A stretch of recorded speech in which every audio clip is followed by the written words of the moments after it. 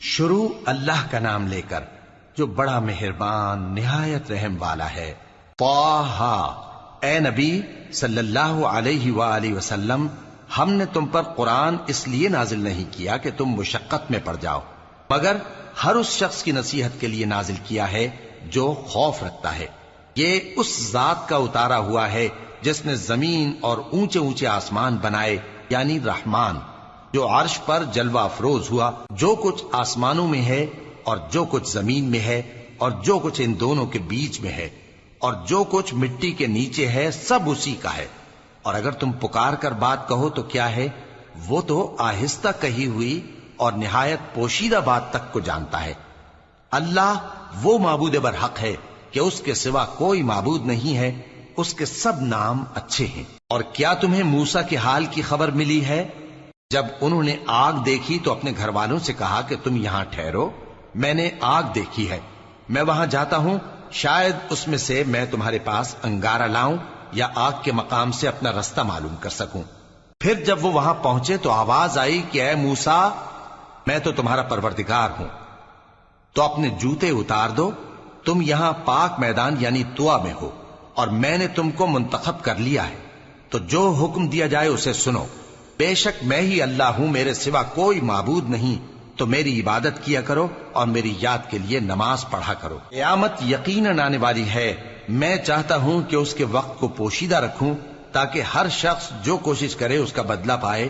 تو جو شخص اس پر ایمان نہیں رکھتا اور اپنی خواہش کے پیچھے چلتا ہے، کہیں تم کو اس کے یقین سے روک نہ دے، تو اس صورت میں تم ہلاک ہو جاؤ۔ اور اے موسیٰ، یہ تمہارے داہنے ہاتھ میں کیا ہے؟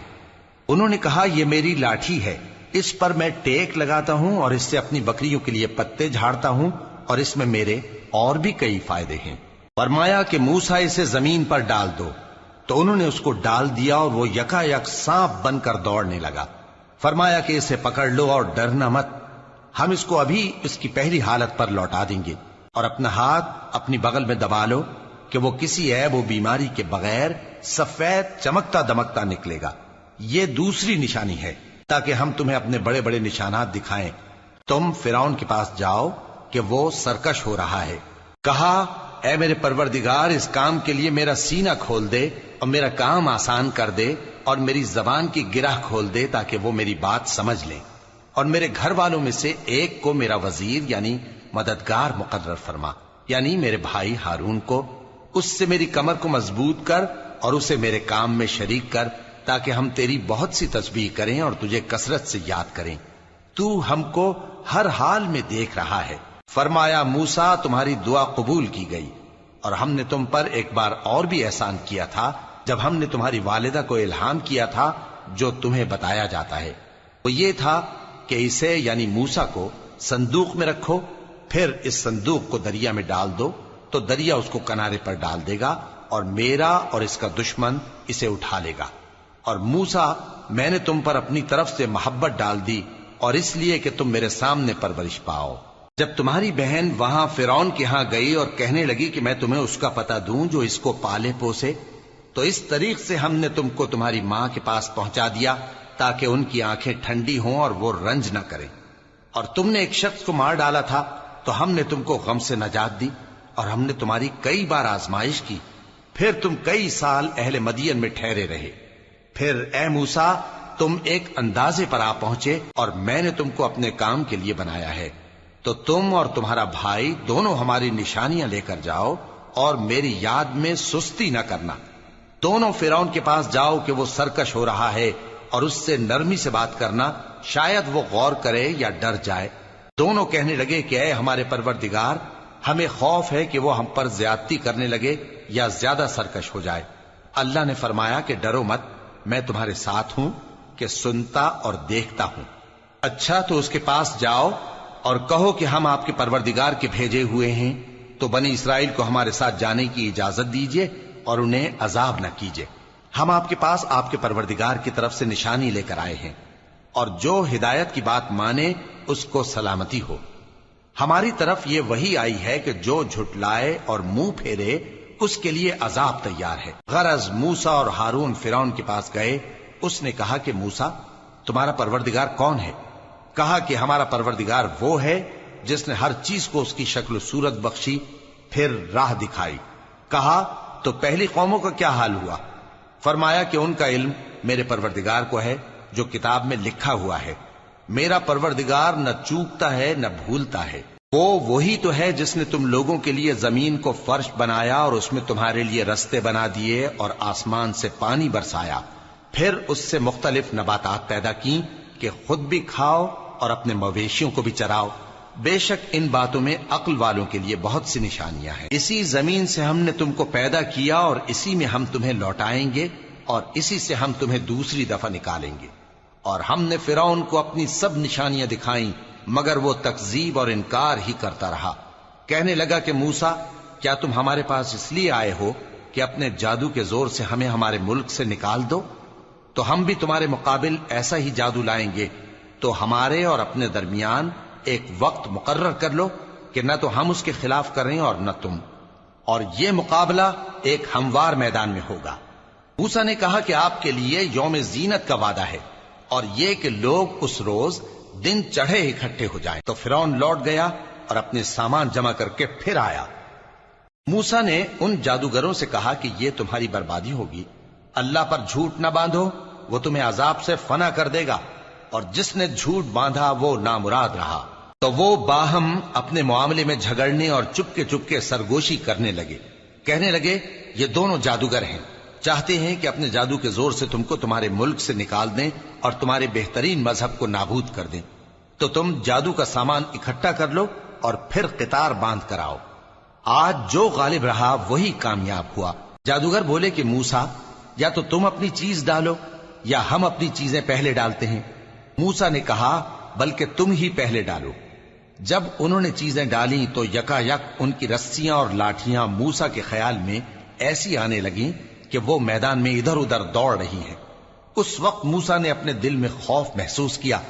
ہم نے کہا خوف نہ کرو، بلا شبہ تم ہی غالب رہو گے، اور جو چیز یعنی لاٹھی تمہارے داہنے ہاتھ میں ہے اسے ڈال دو کہ جو کچھ انہوں نے بنایا ہے اس کو وہ نگل جائے گی۔ جو کچھ انہوں نے بنایا ہے یہ تو جادوگروں کے ہتھ کنڈے ہیں، اور جادوگر جہاں بھی جائے کامیاب نہیں ہوگا۔ اس پر جادوگر سجدے میں گر پڑے، کہنے لگے کہ ہم موسیٰ اور ہارون کے پروردگار پر ایمان لائے۔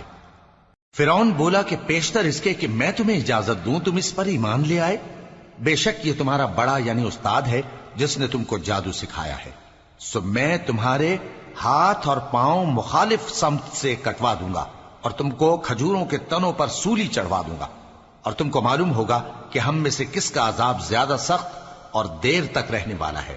انہوں نے کہا کہ جو دلائل ہمارے پاس آ گئے ہیں ان پر اور جس نے ہم کو پیدا کیا ہے اس پر ہم آپ کو ہرگز ترجیح نہیں دیں گے، تو آپ کو جو حکم دینا ہو دے دیجئے، اور آپ جو حکم دے سکتے ہیں وہ صرف اسی دنیا کی زندگی میں دے سکتے ہیں۔ ہم تو اپنے پروردگار پر ایمان لے آئے تاکہ وہ ہمارے گناہوں کو معاف کرے، اور اسے بھی جو آپ نے ہم سے زبردستی جادو کرایا، اور اللہ سب سے اچھا ہے اور ہمیشہ باقی رہنے والا ہے۔ جو شخص اپنے پروردگار کے پاس گناہگار ہو کر آئے گا تو اس کے لیے جہنم ہے جس میں نہ وہ مرے گا نہ جیے گا، اور جو اس کے روبرو ایماندار ہو کر آئے گا اور عمل بھی نیک کیے ہوں گے تو ایسے لوگوں کے لیے اونچے اونچے درجے ہیں، یعنی ہمیشہ رہنے کے باغ جن کے نیچے نہریں بہ رہی ہیں، ہمیشہ ان میں رہیں گے، اور یہ اس شخص کا بدلہ ہے جو پاک ہوا۔ اور ہم نے موسیٰ کی طرف وہی بھیجی کہ ہمارے بندوں کو راتوں رات نکال لے جاؤ، پھر ان کے لیے سمندر میں لاٹھی مار کر خشک رستہ بنا دو، پھر تم کو نہ فرعون کے آ پکڑنے کا خوف ہوگا اور نہ غرق ہونے کا ڈر۔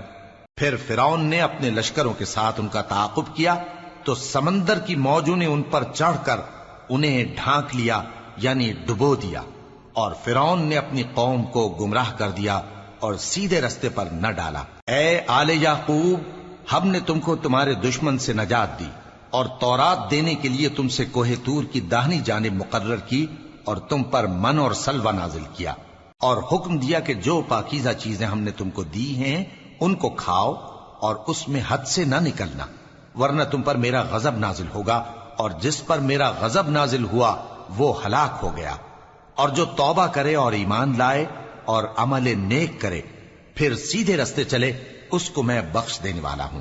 اور اے موسیٰ، تم نے اپنی قوم سے آگے چلے آنے میں کیوں جلدی کی؟ کہا وہ میرے پیچھے آ رہے ہیں، اور اے میرے پروردگار میں نے تیری طرف آنے کی جلدی اس لیے کی کہ تو خوش ہو جائے۔ فرمایا کہ ہم نے تمہاری قوم کو تمہارے بعد آزمائش میں ڈال دیا ہے، اور سامری نے ان کو بہکا دیا ہے۔ اور موسیٰ غصے اور غم کی حالت میں اپنی قوم کے پاس واپس آئے اور کہنے لگے کہ اے قوم، کیا تمہارے پروردگار نے تم سے اچھا وعدہ نہیں کیا تھا؟ کیا میری جدائی کی مدت تمہیں لمبی معلوم ہوئی، یا تم نے یہ چاہا کہ تم پر تمہارے پروردگار کی طرف سے غضب نازل ہو، اور اس لیے تم نے مجھ سے جو وعدہ کیا تھا اس کے خلاف کیا؟ وہ کہنے لگے کہ ہم نے اپنے اختیار سے آپ سے وعدہ خلافی نہیں کی، لیکن ہم ان لوگوں کے زیوروں کا بوجھ اٹھائے ہوئے تھے، پھر ہم نے اس کو آگ میں ڈال دیا، اور اسی طرح سامری نے ڈال دیا۔ تو اس نے ان کے لیے ایک بچڑا بنا دیا، یعنی ایک بے جان جسم جس میں گائے کسی آواز تھی۔ تو لوگ کہنے لگے کہ یہی تمہارا معبود ہے اور یہی موسیٰ کا معبود ہے، مگر وہ بھول گئے ہیں۔ تو کیا یہ لوگ نہیں دیکھتے کہ وہ ان کی کسی بات کا جواب نہیں دیتا، اور نہ ان کے نقصان اور نفع کا کچھ اختیار رکھتا ہے؟ اور ہارون نے ان سے پہلے ہی کہہ دیا تھا کہ لوگوں، اس کے ذریعے تمہیں فتنے میں ڈال دیا گیا ہے، اور تمہارا پروردگار تو رحمان ہی ہے، تو میری پیروی کرو اور میرا کہا مانو۔ وہ کہنے لگے کہ جب تک موسیٰ ہمارے پاس واپس نہ آئیں ہم تو اس کی پوجا پر قائم رہیں گے۔ پھر موسیٰ نے ہارون سے کہا کہ اے ہارون، جب تم نے ان کو دیکھا تھا کہ گمراہ ہو گئے ہیں تو تم کو کس چیز نے روکا تھا؟ یعنی اس بات سے کہ تم میرے پیچھے چلے آؤ، بھلا تم نے میرے حکم کے خلاف کیوں کیا؟ کہنے لگے کہ اے ماں جائے، میری داڑھی اور سر کے بالوں کو نہ پکڑیے، میں تو اس سے ڈرا کہ آپ یہ نہ کہیں کہ تم نے بنی اسرائیل میں تفرقہ ڈال دیا اور میری بات کو ملحوظ نہ رکھا۔ موسیٰ نے فرمایا تو اے سامری تیرا کیا حال ہے؟ اس نے کہا کہ میں نے ایسی چیز دیکھی جو اوروں نے نہیں دیکھی، تو میں نے فرشتے کے نقش پا سے مٹی کی ایک مٹھی بھر لی، پھر اس کو بچڑے کے جسم میں ڈال دیا، اور مجھے میرے جی نے اس کام کو اچھا بتایا۔ موسیٰ نے کہا جا، تجھ کو دنیا کی زندگی میں یہ سزا ہے کہ کہتا رہے کہ مجھ کو ہاتھ نہ لگانا، اور تیرے لیے ایک اور وعدہ ہے، یعنی عذاب کا جو تجھ سے ٹل نہ سکے گا، اور جس معبود کی پوجا پر تو جمع ہوا تھا اس کو دیکھ، ہم اسے جلا دیں گے، پھر اس کی راکھ کو اڑا کر دریا میں بکھیر دیں گے۔ تمہارا معبود تو اللہ ہی ہے، جس کے سوا کوئی معبود نہیں، اس کا علم ہر چیز پر محیط ہے۔ اس طرح ہم تم سے وہ حالات بیان کرتے ہیں جو گزر چکے ہیں، اور ہم نے تمہیں اپنے پاس سے نصیحت کی کتاب عطا فرمائی ہے۔ جو شخص اس سے منہ پھیرے گا وہ قیامت کے دن گناہ کا بوجھ اٹھائے گا۔ ایسے لوگ ہمیشہ اس عذاب میں مبتلا رہیں گے، اور یہ بوجھ قیامت کے روز ان کے لیے برا ہوگا، جس روز سور پھونکا جائے گا، اور ہم گناہگاروں کو یوں اکٹھا کریں گے کہ ان کی آنکھیں نیلی نیلی ہوں گی۔ تو وہ آپس میں آہستہ آہستہ کہیں گے کہ تم دنیا میں صرف 10 ہی دن رہے ہو، جو باتیں یہ کریں گے ہم خوب جانتے ہیں۔ اس وقت ان میں سب سے اچھی راہ والا یعنی عاقل و ہوش مند کہے گا کہ نہیں، بلکہ صرف ایک ہی روز ٹھہرے ہو۔ اور اے نبی صلی اللہ علیہ وآلہ وسلم، لوگ تم سے پہاڑوں کے بارے میں دریافت کرتے ہیں، کہہ دو کہ میرا رب ان کو راکھ بنا کر بکھیر دے گا، پھر زمین کو ہموار میدان کر چھوڑے گا جس میں تم کوئی نشیب و فراز نہ دیکھو گے۔ اس روز لوگ پکارنے والے کے پیچھے چلیں گے اور اس کی پیروی سے انحراف نہ کر سکیں گے، اور رحمان کے سامنے آوازیں پست ہو جائیں گی، تو تم ایک ہلکی آواز کے سوا کوئی آواز نہ سنو گے۔ اس روز کسی کی سفارش کچھ فائدہ نہ دے گی مگر اس شخص کی جسے رحمان اجازت دے اور اس کی بات کو پسند فرمائے۔ جو کچھ ان کے آگے ہے اور جو کچھ ان کے پیچھے ہے وہ اس کو جانتا ہے، اور وہ اپنے علم سے اللہ کے علم کا احاطہ نہیں کر سکتی۔ اور اس زندہ و قائم کے روبرو منہ لٹک جائیں گے، اور جس نے ظلم کا بوجھ اٹھایا وہ نامراد رہا، اور جو نیک کام کرے گا اور مومن بھی ہوگا تو اس کو نہ ظلم کا خوف ہوگا اور نہ نقصان کا۔ اور ہم نے اس کو اسی طرح کا قرآن عربی نازل کیا ہے، اور اس میں طرح طرح کے ڈراوے بیان کر دیے ہیں تاکہ لوگ پرہیزگار بنیں یا اللہ ان کے لیے نصیحت پیدا کر دے۔ تو اللہ جو سچا بادشاہ ہے، عالی قدر ہے، اور قرآن کی وحی جو تمہاری طرف بھیجی جاتی ہے اس کے پورا ہونے سے پہلے قرآن کے پڑھنے میں جلدی نہ کیا کرو، اور دعا کرو کہ میرے پروردگار مجھے اور زیادہ علم دے۔ اور ہم نے پہلے آدم سے عہد لیا تھا مگر وہ اسے بھول گئے، اور ہم نے ان میں ارادے کی پختگی نہ پائی۔ اور جب ہم نے فرشتوں سے کہا کہ آدم کے آگے سجدہ کرو تو تو سب سجدے میں گر پڑے مگر ابلیس نے انکار کیا۔ اس پر ہم نے فرمایا کہ آدم، یہ تمہارا اور تمہاری بیوی کا دشمن ہے، تو یہ کہیں تم دونوں کو بہشت سے نہ نکلوا دے، پھر تم تکلیف میں پڑ جاؤ۔ یہاں تم کو یہ آسائش ہے کہ نہ بھوکے رہو نہ ننگے، اور یہ کہ نہ پیاسے رہو اور نہ دھوپ کھاؤ۔ پھر شیطان نے ان کے دل میں وسوسہ ڈالا اور کہا کہ آدم، بھلا میں تم کو ایسا درخت بتاؤں جو ہمیشہ کی زندگی کا باعث ہو اور ایسی بادشاہت کہ کبھی زائل نہ ہو؟ سو دونوں نے اس درخت کا پھل کھا لیا تو ان پر ان کی شرم گاہیں ظاہر ہو گئیں اور وہ اپنے اوپر بہشت کے پتے چپکانے لگے، اور آدم نے اپنے پروردگار کے حکم کے خلاف کیا تو وہ اپنے مقصد سے بے راہ ہو گئے۔ پھر ان کے پروردگار نے ان کو نوازا تو ان پر مہربانی سے توجہ فرمائی اور سیدھی راہ بتائی۔ فرمایا کہ تم دونوں یہاں سے نیچے اتر جاؤ، تم میں بعض کے دشمن ہوں گے، پھر اگر میری طرف سے تمہارے پاس ہدایت آئے تو جو شخص میری ہدایت کی پیروی کرے گا وہ نہ گمراہ ہوگا اور نہ تکلیف میں پڑے گا، اور جو میری نصیحت سے منہ پھیرے گا اس کی زندگی تنگ ہو جائے گی، اور قیامت کو ہم اسے اندھا کر کے اٹھائیں گے۔ وہ کہے گا کہ میرے پروردگار، تو نے مجھے اندھا کر کے کیوں اٹھایا؟ میں تو دیکھتا بھالتا تھا۔ اللہ فرمائے گا کہ ایسا ہی چاہیے تھا، تیرے پاس ہماری آیتیں آئیں تو نے ان کو بھلا دیا، اسی طرح آج ہم تجھ کو بھلا دیں گے۔